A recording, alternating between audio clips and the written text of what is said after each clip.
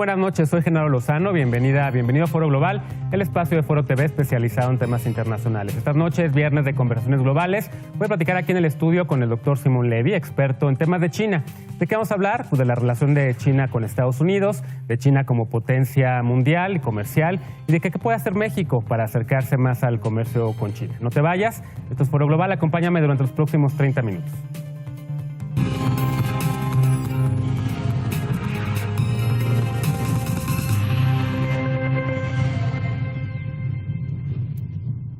Esta noche está aquí en el estudio de Foro Global Simón Levy. Él es doctor en Derecho por la Universidad Nacional Autónoma de México, la UNAM, especialista en Derecho Chino por la Universidad Popular de China.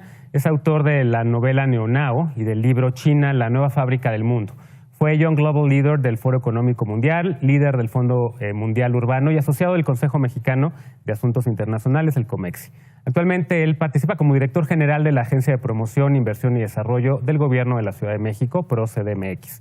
Simón, bienvenido a Foro Global. Desde hace mucho quería que vinieras por acá para hablar de uno de tus temas que te encanta, que es China. Gracias, Genaro. Gusto saludarte a ti y a todo tu auditorio. Muchas gracias por el espacio. Oye, siempre empiezo con preguntas personales.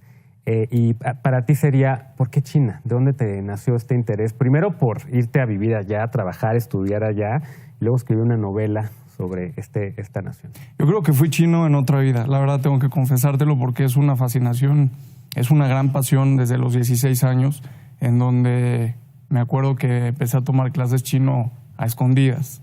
En ese momento, y yo creo que todavía hasta ahora, es un tanto incomprendida esa situación. Y siempre me causó una gran pasión entender cómo un país podía convertirse en una gran fábrica, pasar de una gran fábrica de pobreza a ser un país que pudiera fabricar riqueza y prosperidad para una cantidad muy importante de gente. Una revolución económica. Y me llamó mucho la atención y sobre todo entender ¿por qué no podríamos dejar de depender de un país como Estados Unidos y empezar a generar nuevos modelos de desarrollo económico? Y eso fue una de las grandes pautas que me llamó mucho la atención, la historia, todo lo que ha pasado China, que es en realidad de manera, toda proporción guardada, pero muy similar a los procesos históricos que México ha tenido, pero en realidad cómo esos grandes problemas los ha transformado en una oportunidad. Y eso me llamó mucho la atención. Y el resultado es que trabajaste allá, estudiaste allá y, como decía, publicaste esta novela que tiene que ver un poco con esta historia de migración, ¿no? Sí, en realidad, mira, la verdad es que aproveché mucho el tiempo allá. Una de las cosas que aprendí desde pequeño es una frase de Kotler que decía que no hay que hacer lo inmediatamente rentable, sino lo estratégicamente correcto. Y me dediqué primero, a aprender el idioma, que es algo muy importante. Si quieres realmente dejar de ser menos ignorante, porque uno no puede decir que es conocedor de China. China cambia todos los días y en realidad es como un teléfono que tienes que estar actualizando el software y bajando las versiones todos los días.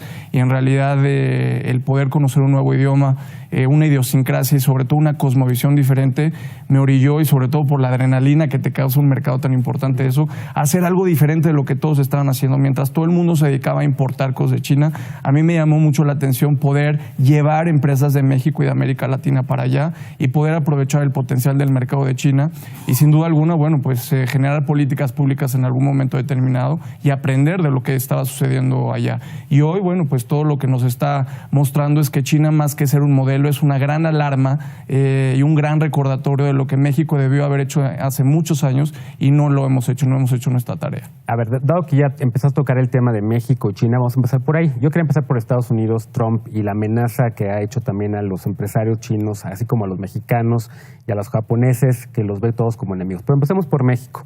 China, en efecto, tiene una presencia global. En África es un inversionista muy importante, tiene una relación comercial con países como Brasil, y en Sudamérica también tiene mucha presencia, inversiones y demás. Con México, ¿cómo estás viendo esta relación con China? ¿No los hemos entendido? Pues mira, es una relación realmente podría calificarla de esquizofrénica. Es una relación que en los casi últimos 46 años en que se reinauguraron esta nueva etapa de la relación bilateral, hemos tenido una etapa de grandes claroscuros. Venimos de 6 años en donde en el sexenio pasado prácticamente tocamos fondo. Fue el peor momento en la historia de la relación bilateral entre México y China, un momento cargado de enorme frivolidad, de enorme ignorancia. Transcurrimos y pasamos por una etapa muy sensible, los fenómenos de salud pública mundial, recordarás básicamente todas las situaciones que sucedieron entre México y China. Y bueno, definitivamente del 2001 a la fecha, la relación entre China y México ha sido una relación cargada de disputas comerciales. El acceso de China a la Organización Mundial de Comercio, prácticamente desde el 97 a 2001, y el que México haya sido el último país que haya permitido el ingreso formal de China a la Organización Mundial de Comercio, nos llevó a un punto de conflicto importante en donde ha generado una relación totalmente asimétrica, una relación completamente diferente del resto de América Latina y del resto de Norteamérica. Es decir, la relación entre China y México se cuece aparte, es completamente diferente. Y a razón de eso, cada gobierno en turno de los últimos 15, 16 años ha querido reinventar o ponerle un sello diferente, sin generar un programa, una política pública de largo plazo y sobre todo entender, bueno, hacia dónde debería de ir México con un país que en términos reales, más que ser una amenaza comercial, como se le ha calificado, es un problema de seguridad nacional. Es decir, China, con el crecimiento económico que tiene, con las necesidades de alimentos, con las necesidades de materias primas, con las necesidades energéticas que tiene, constituye en realidad un país que tenemos que profundizar. La relación con China es geométrica, no es aritmética. Es una relación de mucha necesidad de profundizar y México no ha hecho su tarea. México no ha hecho esa tarea. Oye, a diferencia, a ver, ¿tú crees que China está interesada en el mercado latinoamericano? O sea, sí tiene una buena relación con Brasil, tiene una buena relación con Argentina, comercialmente, digamos, están habiendo inversiones que están llegando. China está interesada en Estados Unidos. Okay. Y para pasar de manera exitosa a Estados Unidos, tiene que pasar y transitar necesariamente por México y por América Latina. Yo te diría que hoy, más que nunca, es el gran momento en donde China va a recobrar y va a apuntalar un liderazgo en toda América Latina y evidentemente, si México lo permite, tendrá una gran oportunidad en México también para diversificar su relación y tener una gran oportunidad frente a lo que está sucediendo hoy con Estados Unidos. Ya. Tiene un modelo de economía mixto muy extraño, ¿no? Políticamente, digamos, es una nación... Capitalismo de Estado. Capitalismo de Estado, exactamente, ¿no? Con todas estas ciudades que están en la pancita, que parecen más desarrolladas que Nueva York o que Londres, pero también con cinturones de miseria y de pobreza tremendos hacia el interior de China, ¿no? Tú mencionabas un dato por los cuales te interesaste originalmente en China, cómo ha logrado sacar de la pobreza a millones de personas. Uno de los últimos reportes es que logró sacar a 300 millones de personas de la pobreza en prácticamente 5 años o una cosa así. Yo alguna vez escuché a algún canciller, un vicecanciller chino, en una visita que hicimos también del Comexi a China, que nos dijo, a Fernando Solana y a mí, entre otros, el río, para poder avanzar, necesita desniveles. Entonces sí vamos a sacar a gente de la pobreza, pero siempre va a haber pobres, porque se necesita para el desarrollo. ¿Esta visión no te parece un poco preocupante ante el hecho de que China va a ser la primera potencia del mundo en 2050, frente a un Estados Unidos que al contrario, que en teoría defiende los valores de libertad, que en teoría defiende acabar con la desigualdad, etcétera, etcétera? Que llegue un gobierno como el chino diciendo que pobres siempre va a haber y son necesarios, y que no respete derechos humanos, que no hable de democracia y demás, ¿no es un riesgo? Mira, te voy a contestar con una anécdota. Cuando tomaba clases allá en China, mi maestro de Derecho Constitucional le hice una pregunta porque nos hablaba él de democracia china y la verdad no entendía.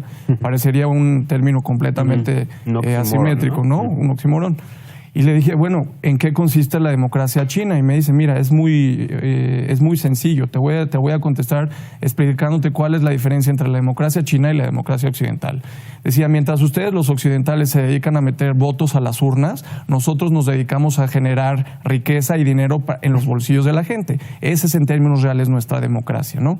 Entonces, hay un gran pragmatismo en China. Evidentemente, toda la cosmovisión, la idiosincrasia, la cultura, a pesar de la gran diversidad que hay cultural en todas las regiones de China, hay un tema que se quedó muy marcado desde la etapa de Xi Jinping, que es básicamente que la riqueza es gloriosa, es la famosa frase de Xi Jinping, en donde el hoy es el presente y lo único que importa es el hoy. prácticamente. No es una especie de materialismo histórico, dialéctico, de vivir el hoy y del existencialismo a su máxima expresión. Y eso es lo que han llevado a la práctica. Es decir, sí hay una gran cantidad de preocupaciones políticas en cuestión, sobre todo Hong Kong, lo que está pasando con Taiwán, y bueno, lo que acaba de hacer Trump es realmente el primer dardo, ¿no? de los muchos que ahora espero que ahorita podamos platicar. Pero en realidad China está ocupada y preocupada, primero para generar una estabilidad económica, porque el primer paso para generar estabilidad política, y lo estamos viendo en México, es la parte económica, ¿no? Entonces, es a lo que se dedicaron de manera importante. Ahora, hoy más que nunca, Genaro, estamos viendo la concentración del poder en donde hace muchos años, yo me atrevo a decir que ni en épocas, a lo mejor en épocas de Mao, un presidente había concentrado tal cantidad de fuerza como lo está haciendo Xi Jinping. Esto es muy importante y no es gratuito. China está entendiendo el papel que va a desempeñar no solamente al interior de China, no solamente en Asia como región, sino a nivel fuera fronteras, ¿no? Hoy estamos viendo, ayer acaba de decir el presidente electo de Estados Unidos, un tema muy importante de seguridad cibernética, y alguien que conoce perfectamente bien Estados Unidos, porque estuvo mucho tiempo en Estados Unidos, es Xi Jinping, y bueno, hoy te diría, y contestándote de manera clara, es China está preocupada prácticamente hoy en fortalecer sus fronteras, en fortalecer su industria militar, su industria naval y jugar un papel geopolítico que no había jugado en los últimos 15 años. A China le preocupaba ser una gran plataforma exportadora, se terminó convirtiendo en el gran banco del mundo, pasó de ser la gran fábrica del mundo al gran exportador de capitales, y hoy China se convierte en una plataforma geopolítica que va a generar equilibrios y desequilibrios en muchas partes del mundo, ¿no? Y eso es lo que nosotros tenemos que prestar mucha atención. Sí, es justo ese tema. A ver, el tema de que todo mundo prácticamente le debe lana a China, incluidos los estadounidenses, es muy interesante, y el tema del papel que va a tener China como esta gran potencia que va a ser, que ya es, pero que a partir del 2050, según proyecciones económicas, se va a convertir en la número 1. Sí me interesaba preguntarte sobre la influencia de China en valores de democracia, de derechos humanos, libertad de expresión y demás, que evidentemente es algo que en China no tiene, ¿no? Antes de irnos al corte, Simón, me gustaría nada más retomar un minutito para que me digas cómo podemos hacer los mexicanos, si tú, ahora que está de moda la pregunta de qué hubieran, ustedes qué hubieran hecho. Grandes cosas. ¿Tú qué hubieras hecho? ¿Qué podemos hacer para hacer que los empresarios chinos se fijen en México? Mira, donde nosotros vemos un muro, el próximo presidente de la República tendrá la gran oportunidad de crear en la frontera, los 50 kilómetros adentro de nuestro país, la primera gran zona de libre comercio para invitar a todos los países, generar mano de obra, generar empleos, generar una gran zona de prosperidad. Y ahí es donde hay una enorme oportunidad con China, porque es increíble, Genaro. China vino hace 35, 40 años a copiarle el modelo maquilador a México, lo perfeccionó, lo profesionalizó y lo exportó al resto de los países del sudeste asiático. Hoy, de manera increíble, esta parte del regreso histórico nos está colocando en un momento tan importante de lo que significa la frontera para nuestro país. Y ahí no veo yo un problema, veo una gran oportunidad. Bueno, déjame hacer una muy breve pausa y regresando de esta vamos a hablar sobre China y Estados Unidos, o ya lo mencionaba Simón Levy, la llamada que tomó Donald Trump de la presidenta de Taiwán que molestó a los chinos. No te vayas, esto es Foro Global y volvemos después del corte.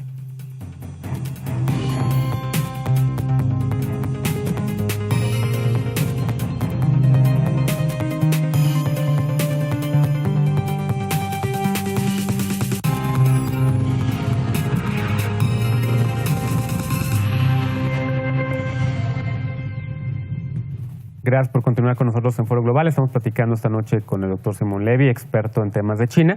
Y ya hablábamos, Simón, un poco en este primer bloque de la entrevista sobre América Latina, China y México un poco.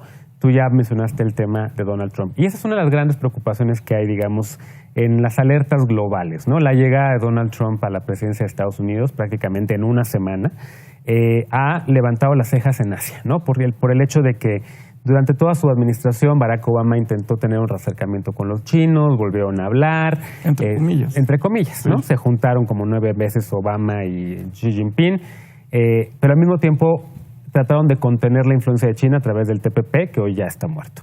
Trump, al contrario, está desde el minuto número 1 como candidato presidencial y como próximo presidente de Estados Unidos diciendo que va a tener una relación ríspida, confrontacional con los chinos. ¿Cómo estás viendo tú esta alerta, tú que además conoces muy bien a los dos países? Mira, yo me voy a atrever a hacer dos puntos de perspectiva que quizá podrían ser hoy un tanto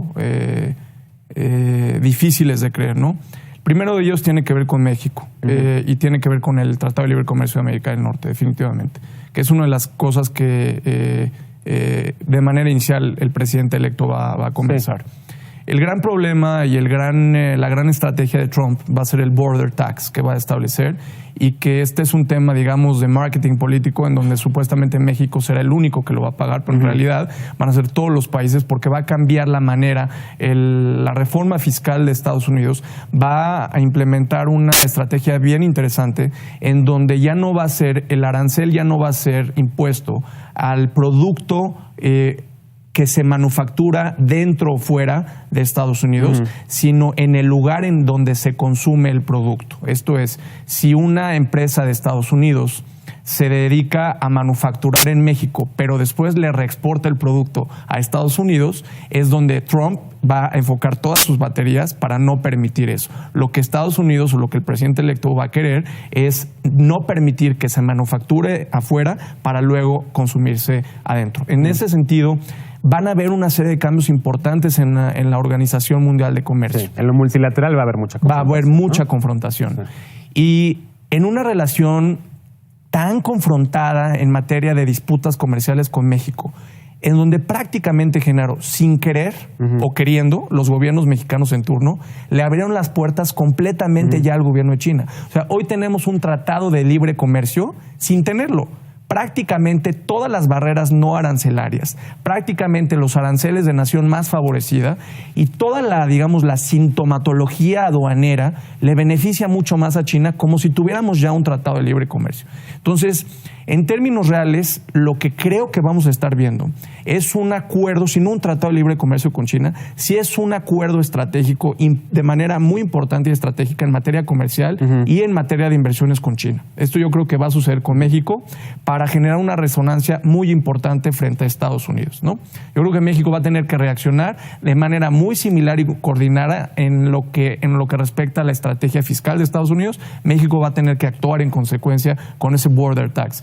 La gran diferencia es, si Estados Unidos baja impuestos, México y el próximo gobierno tendrá que bajar impuestos. La gran diferencia va a ser que, lamentablemente, tenemos una mano de obra tan barata, tenemos los peores salarios, tenemos salarios más baratos que en China incluso, ¿no? Entonces, lo que vamos a buscar es traer esos flujos de capital de China para que puedan invertir acá. Y es ahí donde está la relación, Genaro. La relación con China, lamentablemente, no es una relación comercial. La balanza comercial es completamente asimétrica y dispar. La relación con China es una relación que debe estar basada en atraer inversiones y en generar intereses de China en México, para que México pueda tener un apalancamiento interesante con China. Ese es el tema, digamos, del triángulo de la relación entre México, Estados Unidos y China, ¿no? En donde se puede hacer. Exacto. Pero si quitamos a México de la ecuación y dejamos nada más a China y Estados Unidos, en esta confrontación, porque para Donald Trump uno de los grandes enemigos en su cabecita ha sido México y el otro ha sido China, ¿no? Con China, ya decías que puede haber una confrontación multilateral fuerte en la OMC entre Estados Unidos y China, que podría provocar también turbulencia, digamos, comercial en otros países. Pero también el tema de Taiwán, ¿no? El tema de la política de China de no reconocer la soberanía de Taiwán, el hecho de que Trump haya roto cualquier protocolo diplomático y tomado la llamada del Poder Ejecutivo taiwanés, que molestó a las autoridades en China. ¿Ves en los próximos 4 años una confrontación global, digamos, diplomática entre estas dos naciones? Por sentido común, el perfil psicológico del próximo presidente electo es el de ser un gran negociador. Es un gran negociador y yo creo que hace el símil de querer jugar con China como si fuera un casino. Y con China no se puede jugar como si fuera un casino, ¿no? Me preocupa mucho los temas militares y los temas geopolíticos. Sí. Creo que lo que hizo con Taiwán tiene varias jiribillas, ¿no?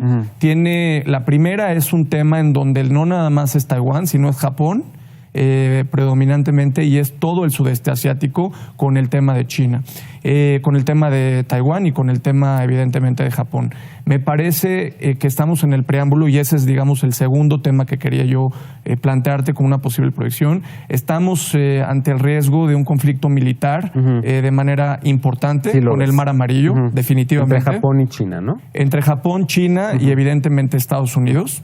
El TPP lo que buscaba básicamente era más que un gran acuerdo multilateral de libre comercio en donde era un posicionamiento para Estados Unidos, era el posicionamiento militar, la apropiación de alguna manera de Estados Unidos para poder entrar de manera importante a todo el sudeste asiático y combatir la ASEAN, que es, digamos, el mecanismo comercial más importante en Asia, de alguna forma. China es hegemónico. En donde, bueno, China es hegemónico, pero en realidad todo el sudeste asiático viene teniendo ahí un empuje importante. Entonces me preocupa mucho este conflicto militar.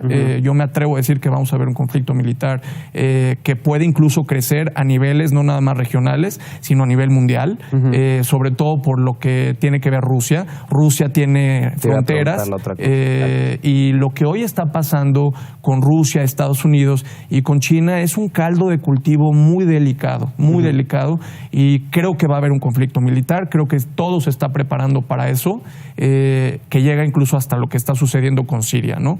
Entonces, tenemos que tener mucho cuidado, tenemos que estudiar muy bien cómo nos vamos a confrontar y a comportar frente a esta situación. Entonces, es como yo veo eso, ¿no? Y el dardo lo tiró y lo tira todos los días. Trump, con su Twitter, todos los días le tira a China de alguna u otra manera. ¿Cómo están recibiendo los chinos eso? ¿Tú tienes contacto con muchos? Pues mira, el Consejo de Estado de China prácticamente está guardando silencio, están siendo muy prudentes y están esperando a que el presidente electo sea el presidente formal, porque tú sabes que en China si algo se respeta es la formalidad, ¿no?